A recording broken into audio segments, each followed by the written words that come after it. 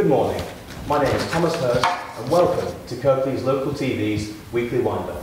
Each week we bring you up to date on all the latest news in the Kirklees area.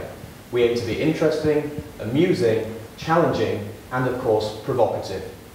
But we're not just satisfied with talking to you.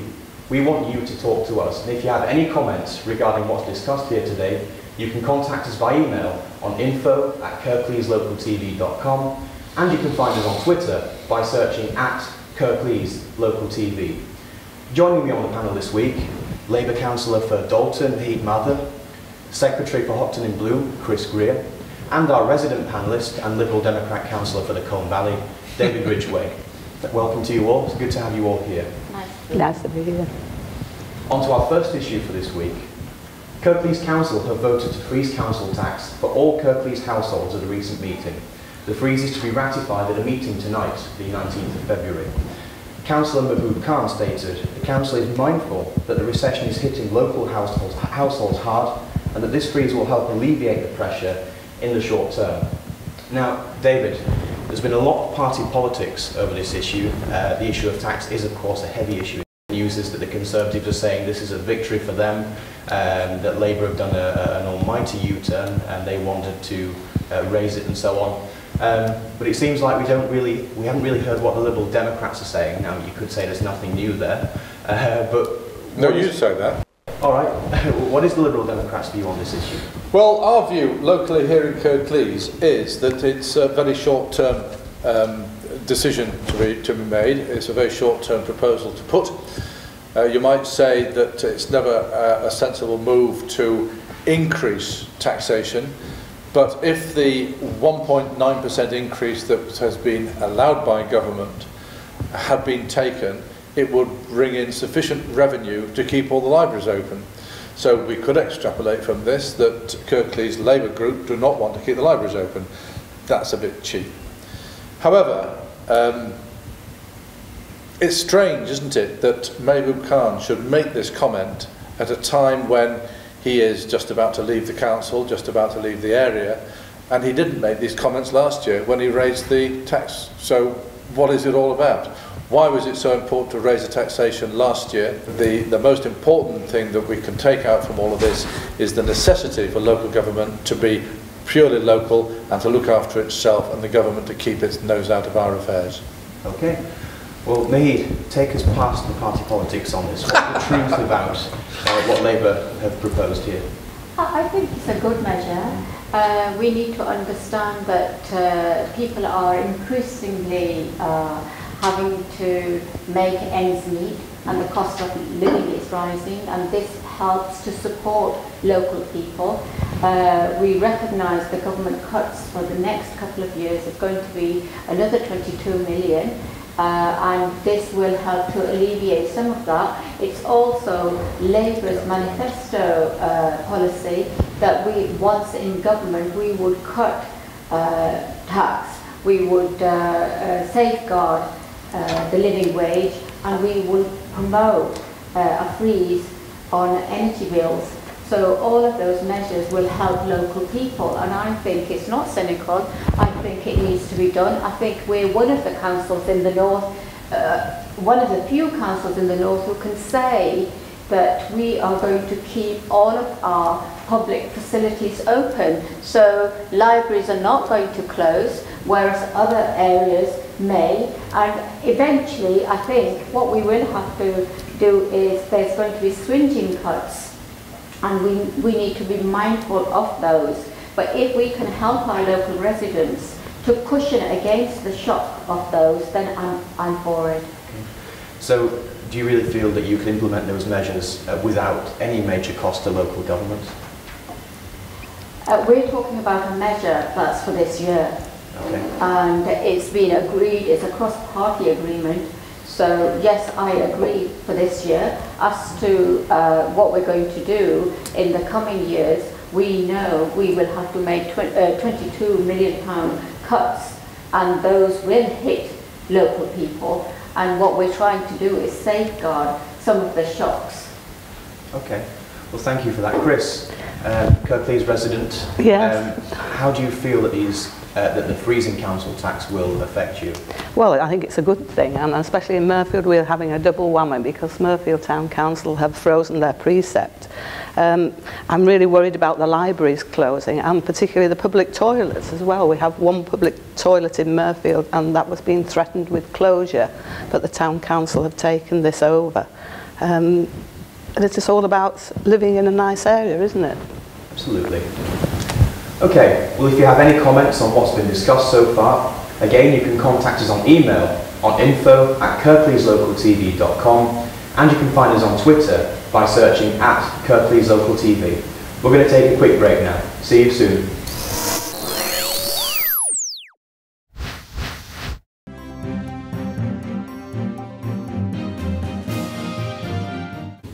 Welcome back. My name is Thomas Hurst and you're watching Kirklees Local TV's Weekly Wind-Up. Now, moving on to our second issue for this week. Cllr Paul Kane has recently received the nomination for Deputy Mayor. Cllr Paul Kane will serve as Deputy and Councillor Ken Smith will take over as Mayor from next June. Councillor Kane is quoted as saying, "I'm proud of my upbringing and believe that through hard work and commitment, most people can achieve such recognition." Since this is a Labour Deputy, I'll start with you, Nahid. Yes. Is there a lot of truth and validity in what Councillor Kane is saying with regards to such a position being available to the common man? Is he really telling the full story about politics being so accessible? I think in this instance he is being truthful because he is a common hard-working person who happens to be an elected representative for his ward and through long service. And I think in most political parties they select who's going to be deputy, and on that basis Paul Kane was given the honour and he accepted, and I'm sure he'll do a sterling job. Okay.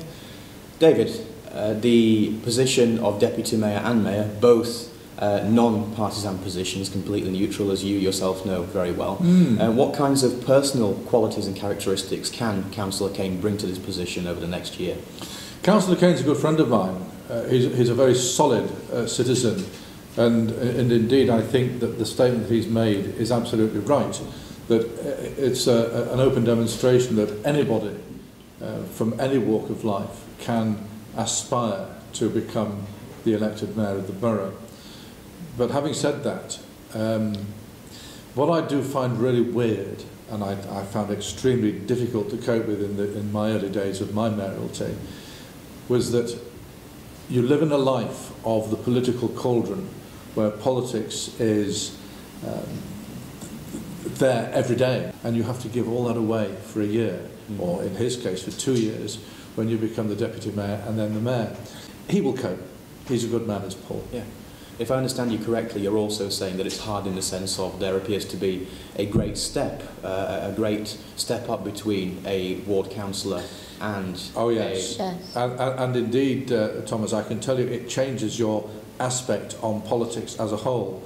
I have not yet met an ex-mayor who has not stated categorically that their attitude to politics and to their work within the community has changed. I mean, I talk quite a lot with Eric Firth and Andrew Polferman, both ex-mayors, and they both say to me that their immediate attitude towards politics has shifted quite radically. I think we're going to have an interesting team in Ken Smith and Paul Kane. Both have a particular style, and both very, very experienced, and I'm sure we're going to have a good team. Of course, it could be said that we're going back to the bad old days of a Labour deputy to a Labour mayor. When I first came into the council, it was quite a regular thing that, irrespective as to what the other parties might say or do, Labour held the majorities, and they simply used to say, "We've got a majority, so you can't have a look in."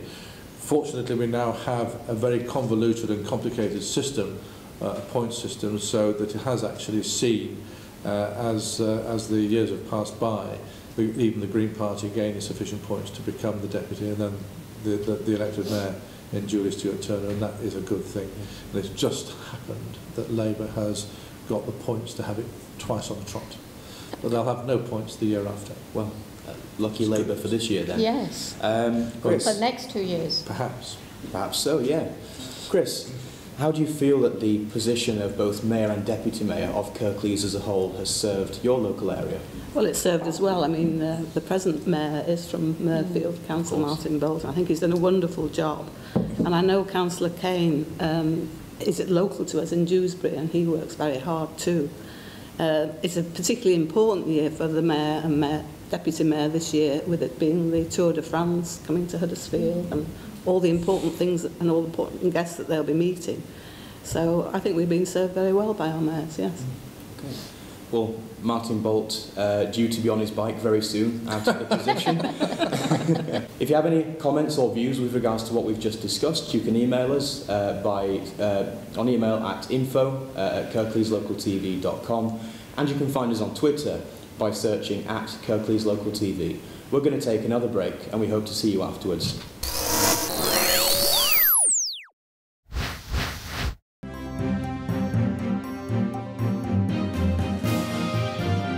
Welcome back. My name is Thomas Hurst, and you're watching Kirklees Local TV's Weekly Wind-Up. Now, what previously used to be known as the Local Development Framework, or LDF, is to be replaced by what will simply be called a local plan. Ever since the scrapping of the LDF, there has been what could be deemed an open season for developers across the Kirklees area. Despite the potentially quicker implementation of the local plan, open land will still be lost to housing and employment. Chris, I'm going to start with you on this one, Upper Hopton resident, but also the Murfield ward more widely. Tell us what has happened to Murfield since the LDF has gone. Well, it's an open house, isn't it, for the developers to do what they want, really. We're fighting some of the developers, one in particular. There are only 3 roads out of Murfield, or into Murfield, so it makes all the houses, it makes very, very difficult traffic plans. I mean, trying to get off the motorway at the M62 and into Murfield, it's just a nightmare. The roads are blocked up, and all our green fields are going to housing, and the town centre is diminishing, so it's losing its community centre. So could there potentially be other alternatives which are less cluttering to the traffic, the doctor's surgery, the schools, or is it a case of Murfield is simply full? It is actually, Murfield is full, and we just need some green space. We need to be proud of Murfield. I mean, we've a lovely river and canal running through. There could be developments along there, leisure facilities and cafes. We should be proud of our town, which is now post-industrial and is a wonderful area. And building too many houses is just a no-no, really. David, tell us your view on the LDF and what a local plan could or couldn't do. And where would you like me to start, Tom? Where would you like me to start? Firstly, we must say that we're still working to a very much outdated urban development programme, the UDP. The LDF was never ratified. Yeah. And the bizarre thing is that those council wards which have got the highest amount of what you call green fields, and that's an interesting term to be used anyway, but they have got the highest degree of green fields, they are conservative wards. They are predominantly conservative members, and yet it's now these green fields which are being lost to development. But why is that? And how many of those green fields were actually eligible for development under the Unitary Development Programme? All of them. They were all designated building land 30, 40, 50 years ago. The mere fact is that the council had a policy not to develop any greenfield sites until all the available old industrial sites have been used up.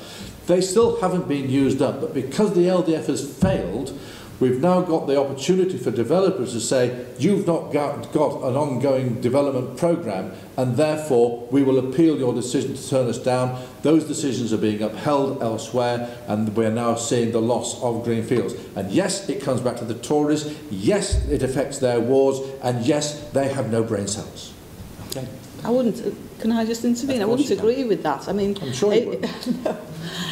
You know, building an industrial unit in Bradley where there's lovely bungalows on one side, it just seems wrong. It could be in a valley somewhere out of the way where there have been lots of developments. I think we're always going to argue about where it is. We've got to recognise that we need to build more affordable homes in the future, and I think we need to we need to plan. In the next 18 months we're going to have more housing, affordable housing. We're going to create employment land. We're going to take employment land to create 35,000 jobs in the next 15 years, and Cooper Bridge development happens to be one of those. Everybody's always arguing it's NIMBYism, not next door, you know, not next door to me, you can go somewhere else.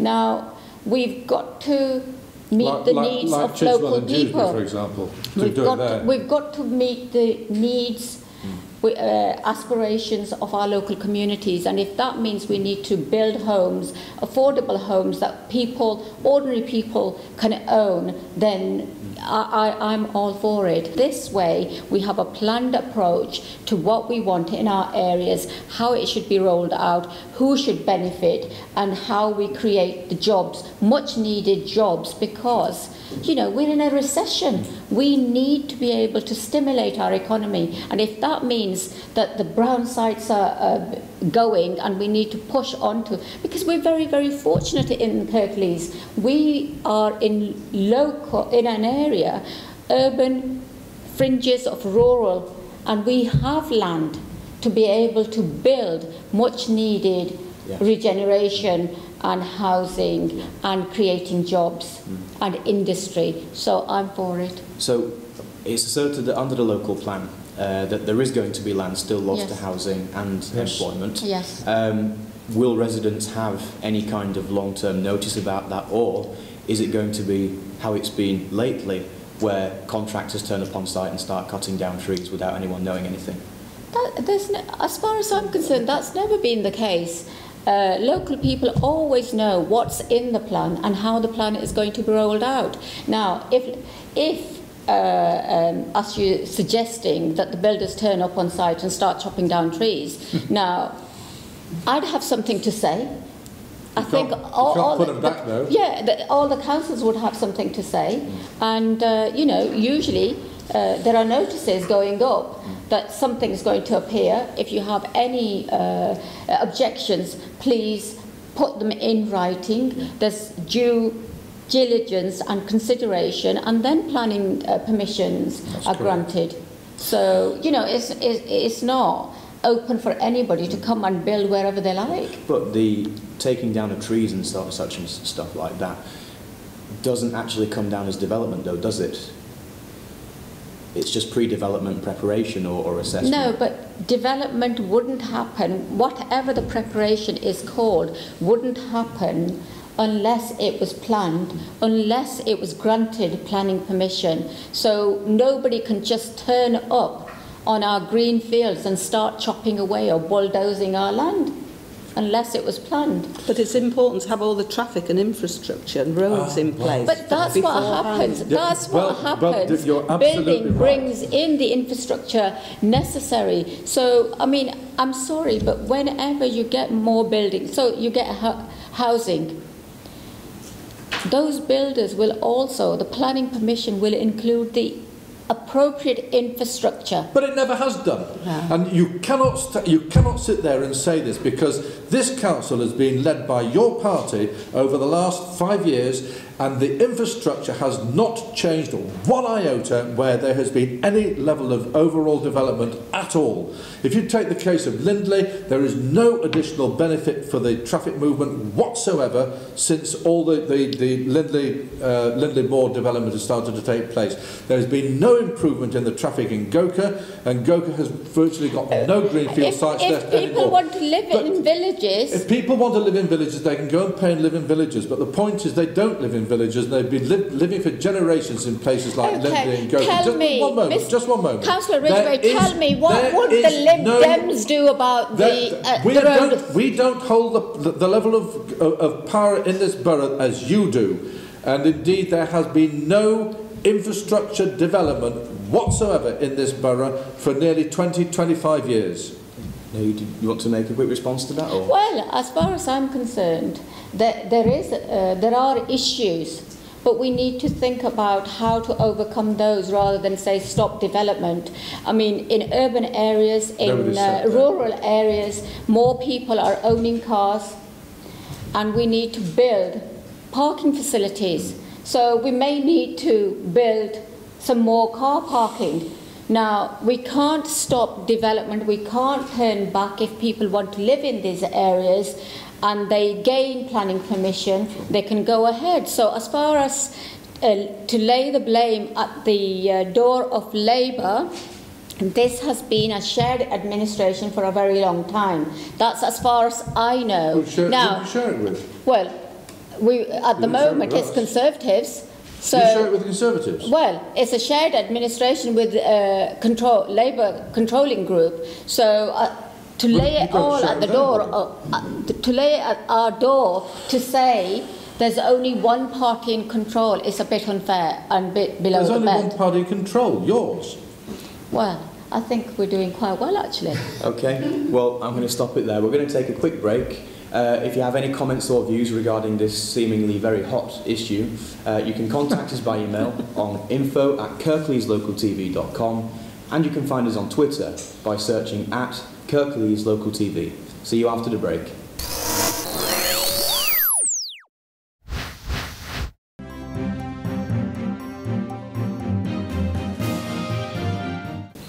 Welcome back. My name is Thomas Hurst and you're watching Kirklees Local TV's Weekly Wind-Up. Now, on to some fantastic news. Upper Hopton has been selected from a list of more than 1,000 entrants to represent the village section in the Britain in Bloom finals. The nomination was received not just for floral displays, but will also be inspected for use of recycling initiatives and natural habitat conservation. Chris, this is your forte. Yes. How did it start and how did you achieve this fantastic thing? In Upper Hopton we have a churchyard, St John's, which has been famous for its daffodils since 1942, when it appeared on the Ford Motor Magazine, the American Ford Motor Magazine. And we thought we would develop our village, which is post-industrial. It isn't a posh village with lots of upper-class housing. It does have some, but it also has back-to-backs and council houses. Lovely village. It isn't all about flowers. We've had help from Kirklees in re-tarmacking places, and it's about our local heritage. We are a post-mining village and mill worker village, and we thought we would do it just to improve the village, and we would enter Yorkshire in Bloom as a sort of little milestone so that we would enter the competition. And we thought gold was an absolutely impossible dream because it's marked against lots of criteria. And involving children and various groups. Last year we were awarded gold and best in category. So now with 6 other groups from different categories we're representing Yorkshire in Britain in Bloom. So we will be judged at the end of July or the beginning of August. Naheed, what kind of positive attention do you think this can bring to Kirklees? What are the benefits of this kind of thing coming to us?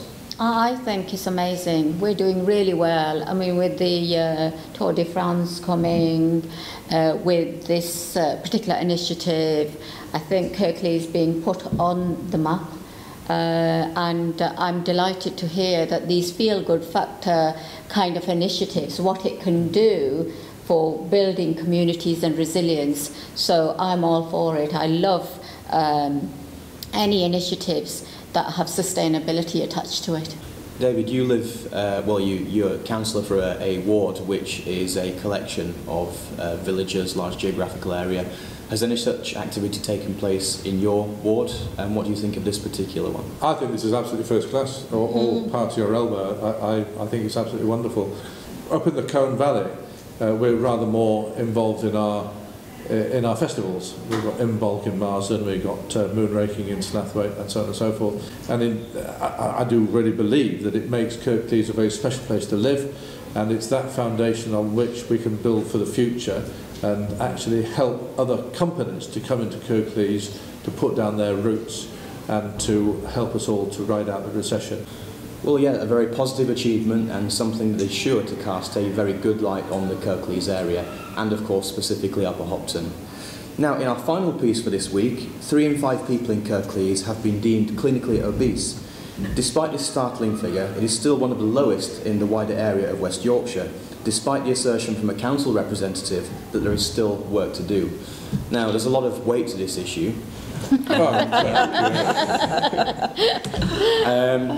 Now, I'm just going to throw this out to you because I'm not going to pick any one of you or make any suggestions. You could pick one of me. You could pick me because I am actually clinically obese. Okay. And I'd have to say that I tried very hard to fight the weight. I lost weight when I was the mayor. I lost 1.5 stone, despite the fact that we're told that each mayor in the year in office will put 1 stone on. It's not hard to get to the clinically obese level because I don't think I do, look particularly overweight or fat, but I am clinically obese, and maybe I should be doing more to help you dig your gardens. Another bit of information, I think some people, particularly people I know, need to be reminded that the orange jelly in Jaffa cakes is not one of your 5 a day. Neither is Terry's chocolate orange, nor is dairy milk fruit in that. It's vegetables, fruit, and strictly so. Unfortunately, on that light note, that's all we have time for this week. As always, please remember to send us your comments, your views, and your tips. We'd love to hear what you think. You can do this by contacting us on email on info@kirkleeslocaltv.com, and of course you can find us on Twitter by searching @KirkleesLocalTV. A big thank you to all our guests today for what has been a very interesting and stimulating debate. I'm Thomas Hurst, and you've been watching Kirklees Local TV's Weekly Wind-Up. We look forward to you tuning in again next week. Bye-bye now.